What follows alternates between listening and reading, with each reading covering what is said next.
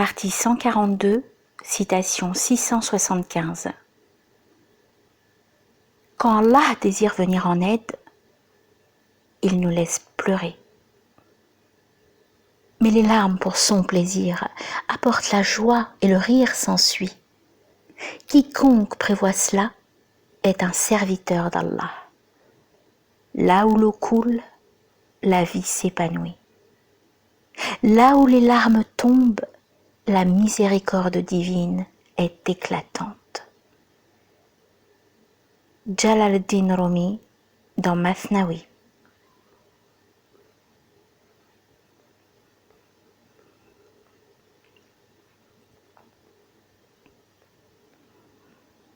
« 676.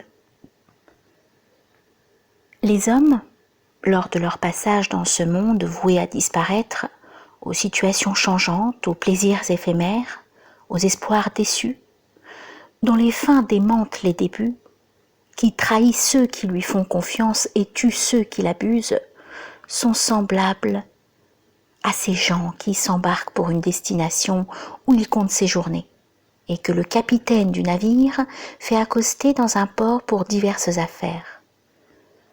Le capitaine du navire jette l'ancre et les passagers à bord descendent pour vaquer à leurs occupations. Certains accomplissent ce pourquoi ils avaient débarqué, puis retournent sur le navire sans s'occuper d'autre chose. Ils choisissent pour s'y installer l'endroit le plus spacieux et le plus confortable, sans que personne ne le leur interdise ni le leur dispute. D'autres passent leur temps à admirer les prairies où sont plantées diverses variétés de fleurs, à humer les différentes senteurs agréables exhalées par ces étendues fleuries et par les bosquets d'arbres majestueux aux merveilleuses variétés de fruits, à écouter les chants captivants des oiseaux et à contempler, sur le sol de cette terre, les pierres aux couleurs diverses et scintillantes et à l'aspect fascinant, ainsi que les coquillages gracieux, aux formes étranges et aux dessins merveilleux, sans aller au-delà de l'endroit où le besoin les a conduits. Ils retournent alors à leur place sur le navire, précédés par ceux qui s'étaient octroyé l'endroit le plus spacieux et le plus confortable.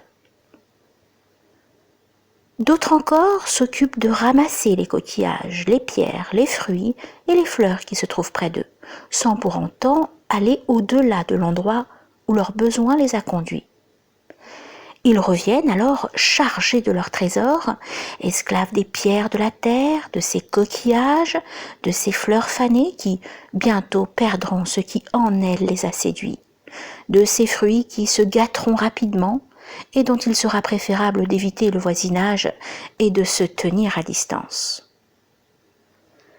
Ils trouvent alors ceux qui les ont précédés à l'endroit le plus spacieux du navire, mais il ne leur reste plus qu'un endroit exigu, inconfortable, plein de rudesse.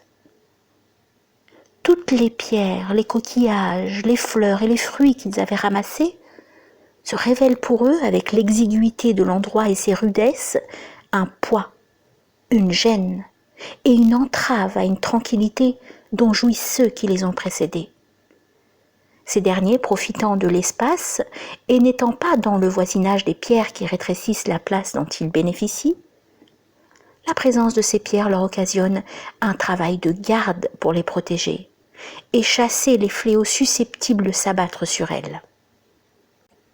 Ainsi, la majeure partie de leur temps de repos est consacrée à la peur d'en être séparés, à se faire du souci pour elles, à multiplier les sujets de crainte à leur égard et à avoir l'esprit préoccupé par leur ardeur à en être proche.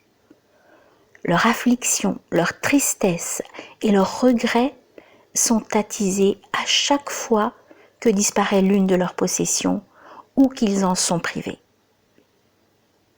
D'autres enfin ont pu s'enfoncer dans les prairies et les bosquets, abandonnant leur navire, négligeant le souvenir de leur patrie et l'exiguïté qu'ils trouveraient sur le navire, tout occupés à déguster les fruits qu'ils ont cueillis.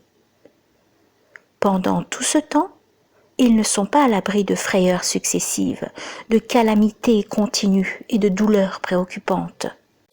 Bêtes féroces effarouchées, serpents venimeux, Bruit redoutable, branches d'arbres tombantes leur écorchant douloureusement le visage et le reste du corps, épines leur rentrant dans le pied et réclamant de longs soins, boue les enserrant et leur souillant les vêtements qui cachent leur partie génitale, ramures pointues lacérant leurs habits, lianes enchevêtrées les empêchant d'avancer. Quand le capitaine du navire les appelle pour appareiller, certains reviennent chargés de ce qu'ils ont cueilli et ramassé. Ceux-là sont accablés par les calamités que nous avons décrites. Ils ne trouvent en effet sur le bateau d'autre endroit qu'une petite place exiguë, incommode et fatigante qui empêche tout repos et qui est la source de maladies mortelles. D'autres n'entendent pas l'appel du capitaine parce qu'ils se sont enfoncés dans les bosquets et ont parcouru aveuglément les prairies qui s'enchevêtrent inextricablement. Le capitaine appareille alors, les laissant à l'endroit où ils sont, séparés de leur patrie, affrontant ces sinistres dangers et ces atroces dommages. Certains ont été dévorés par les bêtes féroces, d'autres se sont embourbés dans les plaisirs, d'autres encore se sont enfoncés dans des bourbiers, et d'autres enfin ont été mordus par des serpents et se sont décomposés. Charognes effrayantes, démembrées dans un état effroyable. Ne pas les voir est une bénédiction. Assister à leur fin, une leçon. Ils sont séparés de leur patrie vers laquelle ils voguaient. Quant à ceux qui ont regagné le navire chargé des choses illusoires qu'ils ont ramassées et qui leur ont ravi leur raison, ont anéanti leur tranquillité, ont réduit l'espace qui leur était destiné, ne faisant que l'encombrer. Et ils ont vu les fleurs qu'ils avaient cueillies se faner, et les couleurs des pierres qu'ils avaient ramassées se ternir, l'humidité étant venue à bout de leur splendeur et de leur couleur. Les coquillages n'étaient plus ce qu'ils avaient été, mais exhalaient une forte puanteur et des effluves nauséabonds. Ils sont devenus pour eux un fardeau dont la proximité était nuisible, et ils n'ont dès lors plus eu d'autre solution que de les jeter à la mer. Ces choses en sont venues à les empêcher d'arriver à leur fin, leur ont gâché la vie, ont rendu leur demeure inconfortable et ont volé leur liberté en les accablant. En fin de compte, ils sont sortis de tout cela les mains vides.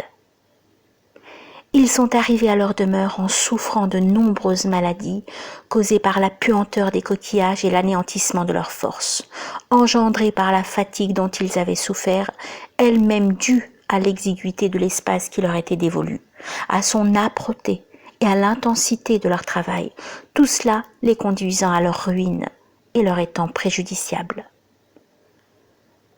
Certains d'entre eux disparaissent avant d'arriver à bon port.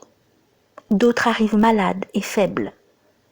Ceux qui étaient restés en arrière à contempler le paysage et à humer les senteurs et à ne s'occuper que de cela ont seulement été privés d'un endroit spacieux et confortable, alors que ceux qui sont revenus au navire sans avoir été distraits par quoi que ce soit qui ait été perçu par leurs sens, excepté ce que leurs yeux ont vu au moment où ils ont débarqué pour vaquer à leurs occupations, sont arrivés les premiers à l'endroit les plus spacieux et le plus confortable.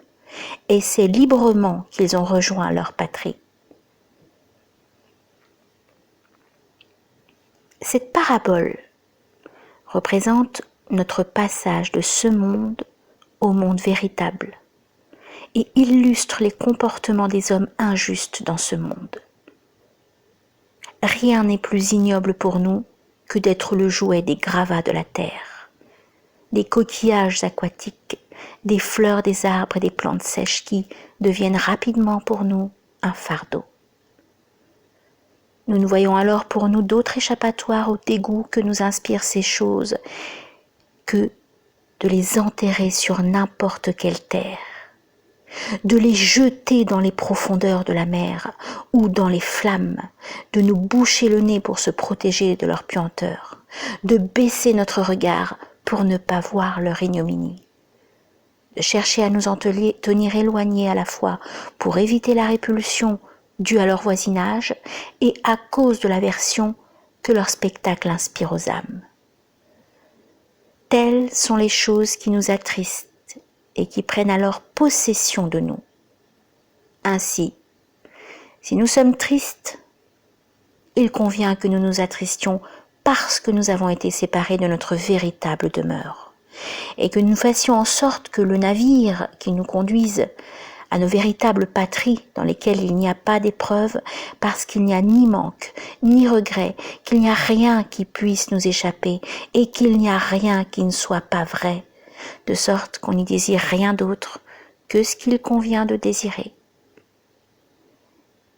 Et ce qu'il convient de désirer se trouve là-bas, avec celui qui désire, inséparable de lui et inaccessible aux épreuves. Il convient que nous nous attristions si nous sommes privés de la possibilité de ne pas nous attrister. C'est là le propre de la raison. Mais nous attrister parce que nous sommes privés de la possibilité de nous attrister, c'est le propre de l'ignorance. El-Kindi, dans Épître sur le moyen de chasser les tristesses.